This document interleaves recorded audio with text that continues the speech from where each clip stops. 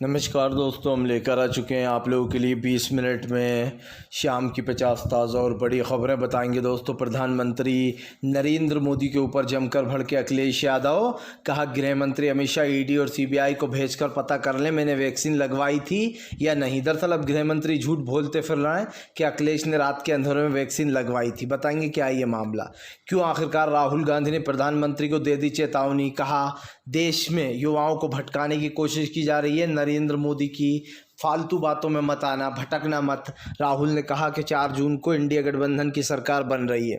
क्यों आखिरकार दोस्तों, टीएमसी पर जो बीजेपी ने संदेश खाली वाला मुद्दा उठाया था कि महिलाओं का रेप हुआ, उल्टा बीजेपी फंस गई। दोस्तों, झूठा केस बनवा रही थी शाहजहां शेख पर। बताएंगे आखिरकार बीजेपी की चाल थी क्या। तमाम मुद्दों पर होगी बात, लेकिन उससे पहले अगर आपने अब तक हमारे चैनल को सब्सक्राइब नहीं किया है, जल्दी से कर लीजिए। पास में घंटी आएगी, इसको भी दबाइए ताकि हर वीडियो की अपडेट आप तक पहुंच पाए।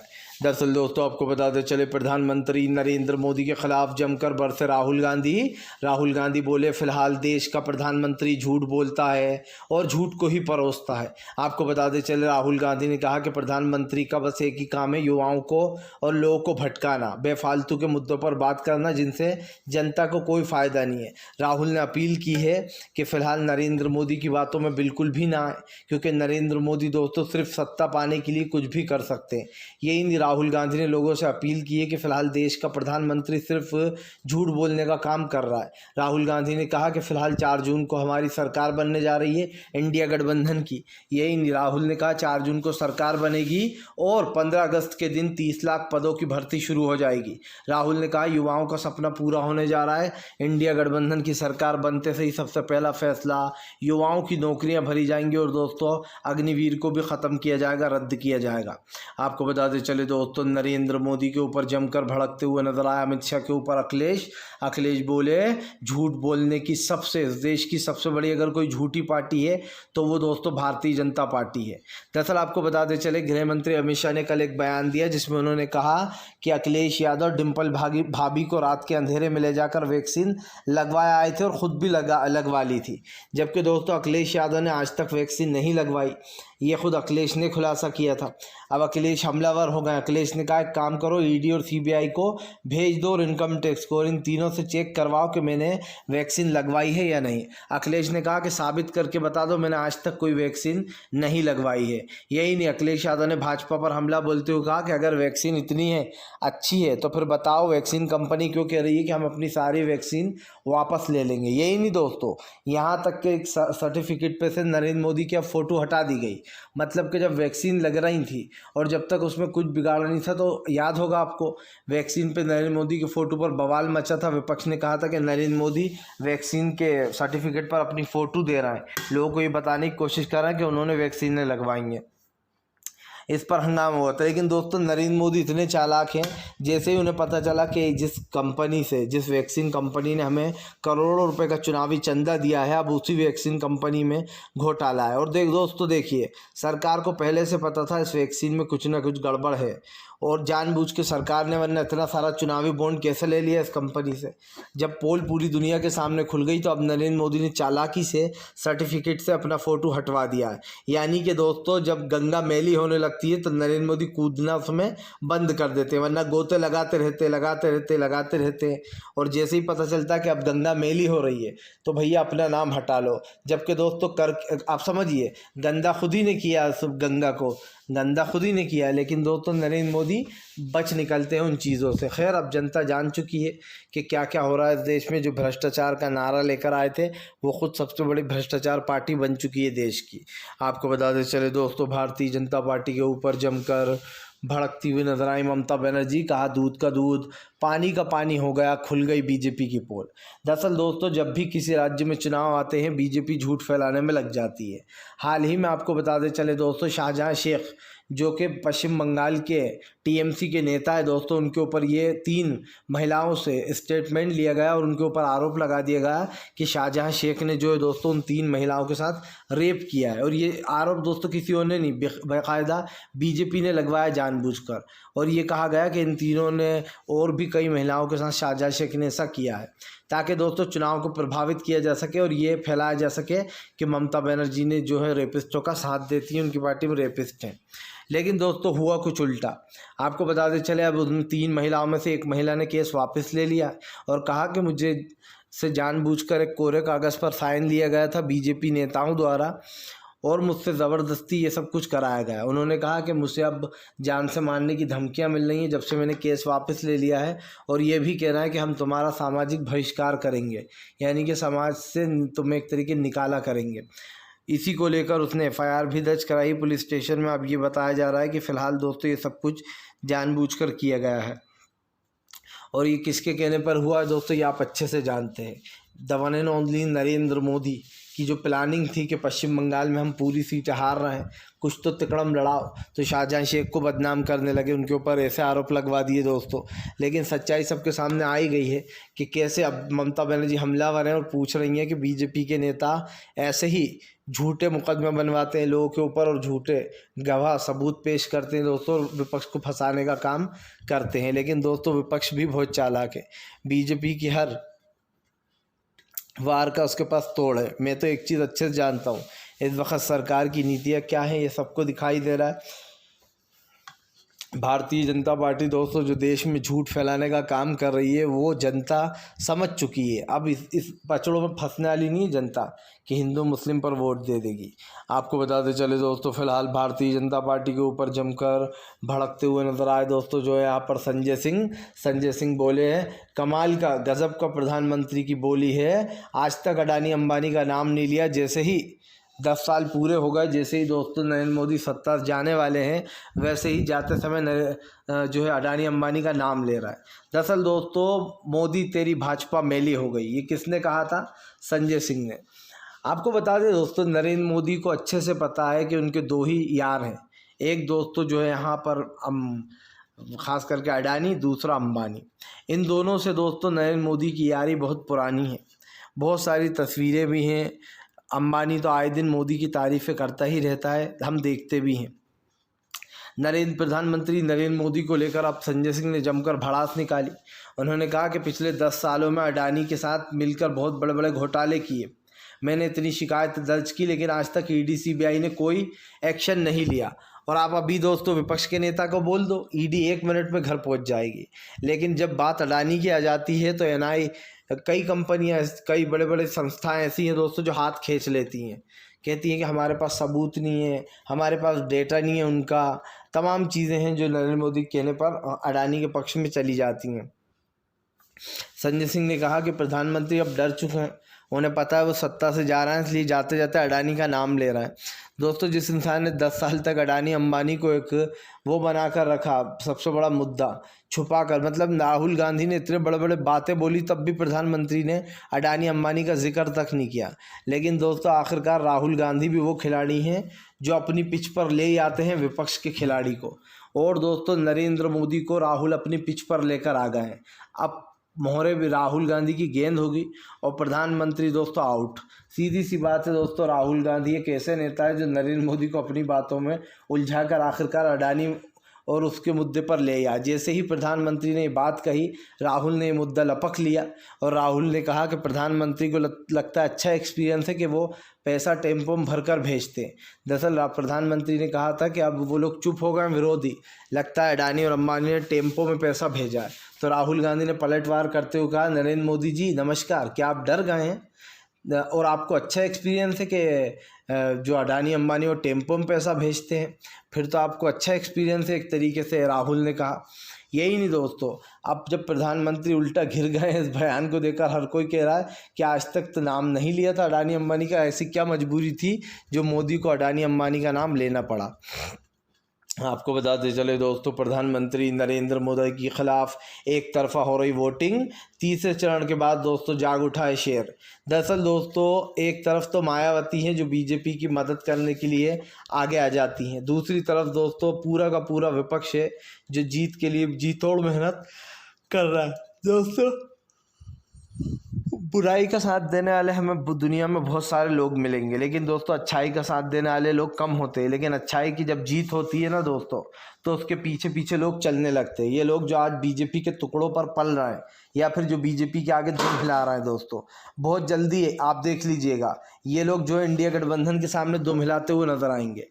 ये वही बेईमान होंगे दोस्तों जो जैसे ही बीजेपी हारेगी भाजपा को छोड़ देंगे, क्योंकि दोस्तों फिर इन्हें पता रहेगा कि अब तो बीजेपी हमारा कुछ नहीं बिगाड़ सकती ईडी सीबीआई के ज़रिए। अभी बीजेपी क्या है दोस्तों, ईडी सीबीआई के डरिए इनको ज़रा डराती है, क्योंकि नरेंद्र मोदी के पास पूरे देश की सत्ता है, यानी कि केंद्र में है वो। लेकिन दोस्तों एक बार बीजेपी केंद्र से हट गई, इंडिया गठबंधन की सरकार आ गई, तो बीजेपी के पास ना कोई ताकत बचेगी ना खुद बीजेपी बचेगी। सीधी सी बात है, इंडिया गठबंधन दोस्तों बीजेपी को के पर कतरेगा बहुत जल्दी। सबसे बड़ी बात है, जिन लोगों ने बेईमानी की उनको सज़ा तो मिलकर रहेगी, चाहे वो उस पाले में जाकर बैठ जाएं या इस पाले में अब आने की कोशिश करें। मैं तो कहता हूं ऐसे बेईमानों को अगर आना भी चाहें तो लेना नहीं चाहिए दोस्तों, क्योंकि ये लोग आप समझिए उस गंदी नाली के कीड़े हैं कि जनता इधर वोट देती है ये सोचकर कि ये बेचारा अच्छा नेता है, इसको वोट दे देते हैं, कांग्रेस का है या फिर आम आदमी पार्टी का है। लेकिन दोस्तों बाद में आप समझिए वो जनता से वोट लेकर जनता को ठग कर बीजेपी में जाकर बैठ जाता है। तो क्या दोस्तों ये जनता वोटरों के साथ धोखा नहीं हुआ कि आप इस पार्टी में रहकर इस पार्टी के लिए वोट मांगते हो और जाकर उस पार्टी में बैठ जाते हो? यही नहीं दोस्तों, अब आजकल एक और ट्रेंड चल रहा है कि जो लोग भी बीजेपी कांग्रेस को छोड़ते हैं वो लोग बीजेपी की भाषा बोलने लगते हैं, कहते हैं कि कांग्रेस को डुबो दिया दोनों बहन भाई ने मिलकर, या फिर दोस्तों कांग्रेस में जो यहाँ पर भ्रष्टाचार आ गया है, आम आदमी पार्टी में भ्रष्टाचार आ गया है। हम तो ये सोचकर शामिल हुए थे आम आदमी पार्टी बहुत ईमानदार है, लेकिन अब वो पहले जैसी नहीं रही। सारे जितने भी दोस्तों बीजेपी में विपक्ष की पार्टियों के नेता जाते हैं लालच में, जिन्हें पद और पैसे दिए जाते हैं, वो सबको एक पट्टी पढ़ा दी जाती है कि बस दो ही बातें बोलना है तुम्हें, कह देना कि अब पहले जैसी पार्टी नहीं रही, जो हम सोच कर आए थे अब वो इसमें नहीं रहा और भ्रष्टाचार फैल गया। मतलब कि इस देश की सबसे बड़ी भ्रष्टाचारी पार्टी दूसरों को ज्ञान देती है कि क्या बोलकर पार्टी छोड़ना है, पार्टी के बारे में क्या क्या उड़ाना है। जैसे अभी एक राधिका खेड़ा है, उन्होंने कांग्रेस छोड़ी है, वो राहुल प्रियंका की बुराई कर रही हैं, कभी कह रही हैं कांग्रेस में भ्रष्टाचार आ गया है। अरे भैया तुम कैसी बेशरम इंसान हो, 10 साल से बीजेपी सत्ता में है, वो भ्रष्टाचार फैला रही है, कांग्रेस है। आप समझिए दोस्तों, इतने बेवकूफ़ी भरे सवाल यही लोग कर सकते हैं सिर्फ। आपको बताते चले दोस्तों, एक बार फिर से बीजेपी के उड़ने वाली है नींदें दोस्तों। जी हाँ, दरअसल आपको बता दें चौथे चरण से पहले AK होंगे जेल के बाहर। दरअसल दोस्तों चौथे चरण से पहले ही अरविंद केजरीवाल जेल से बाहर आ सकते हैं, और अगर दोस्तों केजरीवाल चौथे चरण से पहले बाहर आ गए तो बीजेपी की मुश्किल और भी ज़्यादा बढ़ने वाली है। क्योंकि दोस्तों अभी जो सबसे ज़्यादा मजबूत नज़र आ रहा है प्रचार प्रसार में, वो राहुल गांधी, प्रियंका गांधी और ख़ास कर दोस्तों जो है अखिलेश यादव और मल्लिकार्जुन खड़गे, ये 4 बड़े चेहरे हैं जो हमें प्रचार करते हुए तेज़ी से नज़र आ रहा है। लेकिन दोस्तों अगर AK बाहर आ गए अरविंद केजरीवाल, तो फिर प्रचार का मज़ा ही कुछ और होगा। अरविंद केजरीवाल कन्हैया कुमार को दिल्ली में सपोर्ट कर सकते हैं बाहर अगर अभी आ गए तो। लेकिन दोस्तों सबसे बड़ी बात ये 3 चरणों के चुनाव ऑलरेडी हो चुके हैं, अब चौथे चरण का चुनाव है। मैं चाहता हूँ दोस्तों उससे पहले किसी तरीके से AK को बाहर आना चाहिए। लेकिन मुझे भाजपा पर यह भी यकीन है कि वो बीजेपी ने पहले ही अरविंद केजरीवाल बाहर आ सकते थे, लेकिन जानबूझकर ताकि केजरीवाल जगह जगह प्रचार ना करते फिरें, इसलिए दोस्तों उनको जेल भेजा गया और अब तक वो प्रचार प्रसार भी नहीं कर पा रहा है। इससे एक चीज़ साफ़ हो जाती है दोस्तों कि आने वाले समय में बीजेपी की जो मुश्किलें वो और भी ज़्यादा बढ़ने वाली हैं, और भारतीय जनता पार्टी का दोस्तों बुरा समय बहुत जल्दी शुरू होने वाला है। क्योंकि जाहिर सी बात है, बस अब ये नरेंद्र मोदी की ज़िंदगी का आखिरी चुनाव है। जैसे कमलनाथ का आखिरी चुनाव था दोस्तों, वैसे ही अब नरेंद्र मोदी की ज़िंदगी का ये आखिरी चुनाव है।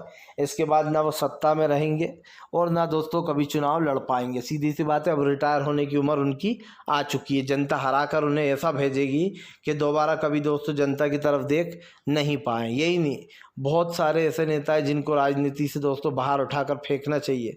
सबसे पहला नाम योगी आदित्यनाथ का आता है दोस्तों।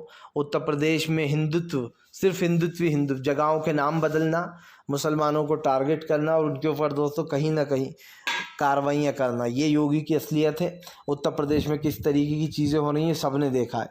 इसीलिए हम कहते हैं दोस्तों कि फ़िलहाल उत्तर प्रदेश से लेकर तो तमाम जगहों पर आज ये चीज़ें हैं जिसको लेकर जो है यहाँ पर ये सारी चालाकियाँ चल रही हैं। तो ये तो कम से कम साफ़ हो गया दोस्तों कि फ़िलहाल प्रधानमंत्री नरेंद्र मोदी और तमाम बीजेपी के जो चमचे हैं उनकी असलियत जनता के सामने आ चुकी है।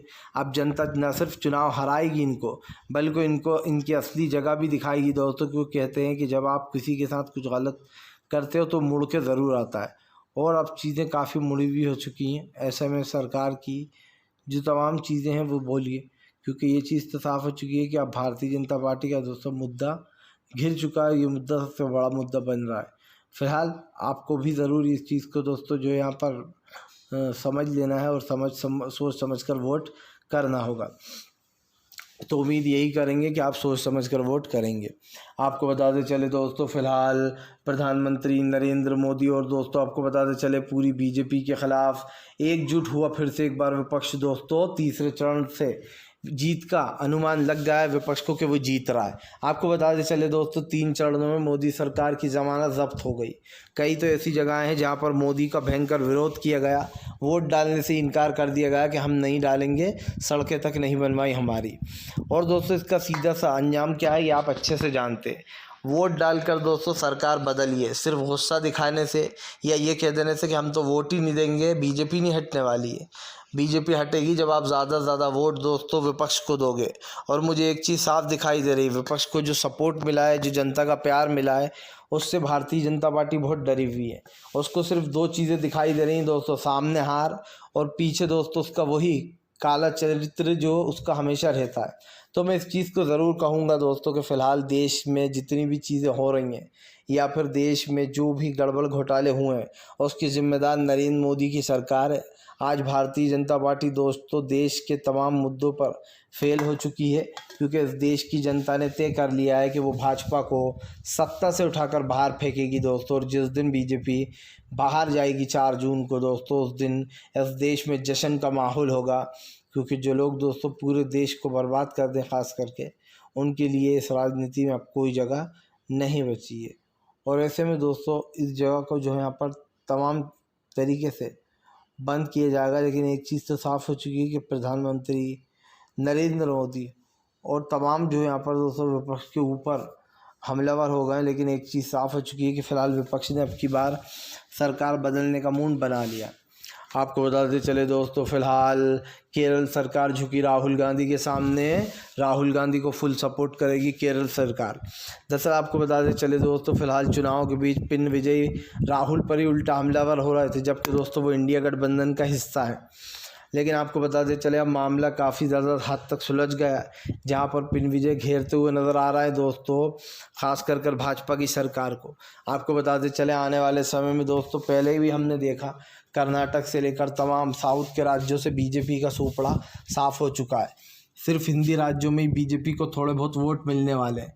लेकिन दोस्तों अब तो लग रहा है कि यहाँ से भी बीजेपी का पत्ता कटने वाला है, क्योंकि जाहिर सी बात है दोस्तों जिन जगहों पर वोटिंग चल रही है उन जगहों से एक आंकड़ा निकल कर ये सामने आ रहा है कि बीजेपी को दोस्तों कोई भी अब सत्ता में देखना नहीं चाहता है। सिंपल सी बात है दोस्तों, 5 नहीं 10 साल मिले। 10 साल में आपने क्या बदला? आपने सिर्फ नारे ही दिए लोगों को, मोदी सरकार आने वाली है, अच्छे दिन लाने वाले हैं, या फिर मोदी आएगा सब कुछ बदलेगा, तमाम तरीके के भाषण दिए गए। लेकिन सबका साथ सबका विकास सिर्फ एक ढोंग था दोस्तों, क्योंकि हमने देखा कि इस देश का प्रधानमंत्री तो सिर्फ एक कम्युनिटी के लिए काम करता है, वो हिंदू भाइयों के लिए। इस देश का प्रधानमंत्री दोस्तों खुलेआम मुस्लिमों को टारगेट करता है, हिंदू भाइयों को सपोर्ट करता है। हालांकि दोस्तों हमारे हिंदू भाइयों को भी ठगने का काम किया है। हिंदू भाइयों के साथ छल फरेब करना ये नरेंद्र मोदी की आदत बन चुका है। भगवान श्री राम का चुनाव के बीच में गलत उपयोग करना, यूज़ करना, ये सही नहीं है। भगवान श्री राम का नारा बहुत पावन था, जय श्री राम, लेकिन बीजेपी ने उसको एक ऐसा नारा बना दिया दोस्तों जहाँ पर किसी को पीटा भी जाता है तो उस नारे को बार बार बोला जाता है। तो आप समझ सकते हैं कि भगवान श्री राम तक का इन्होंने यूज़ किया अपने फ़ायदे के लिए। जबकि दोस्तों रात के अंधेरों में कई मंदिरों पर बीजेपी ने बुलडोज़र चलवा दिए, और ये सारे के सारे चीज़ें पड़ी हैं सोशल मीडिया पर भी, आप चाहें तो चेक कर सकते हैं। दिल्ली का बहुत प्रसिद्ध मंदिर बीजेपी ने तोड़वाया रात के अंधेरे में। अगर इनमें इतना ही दम था तो दिन के अंधेरे में उस पर बुलडोज़र चलवाते मंदिर पर, तो लोगों को पता चलती इनकी असलियत। फ़िलहाल अगर आपको दोस्तों हमारा वीडियो अच्छा लगता है तो कृपया इसको लाइक करें, चैनल पर पहली बार आए